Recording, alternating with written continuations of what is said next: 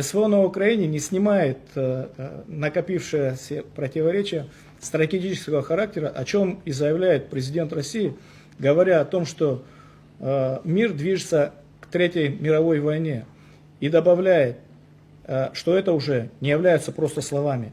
Вот новая дуга тектонической нестабильности, она вновь с вероятностью выходит на границы Абхазии. 33 года тому назад мы смогли отстоять не только свои границы, но и южные рубежи России. Но сказать, что сегодня время другое, все равно, что ничего не сказать. Мир живет грядущим переделом. Мы же разрезаем ленточки в открытии новых ресторанов, в то время, когда страны, окружающие нас, озабочены повышением своего ВВП. Абхазия вновь становится форпостом России на южных рубежах. Но каковы, вот вопрос нашей собственной возможности, пока Россия отвлечена на Донбассе? Что мы сами можем с опорой на стратегический союз с Российской Федерацией? Сегодня все протоколы армии мира, они на корню переписываются. Применение беспилотных летательных аппаратов, оно сильно изменило картинку войны и соотношение к живой силе и бронетехнике.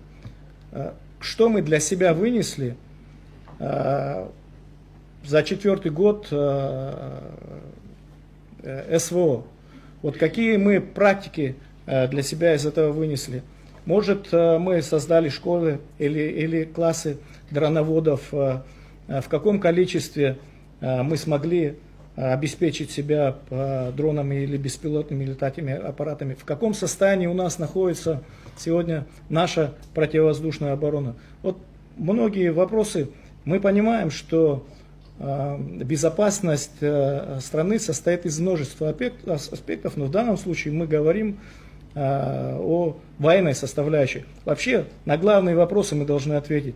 У нас есть своя стратегия, есть своя концепция, есть вытекающая из концепции доктрина.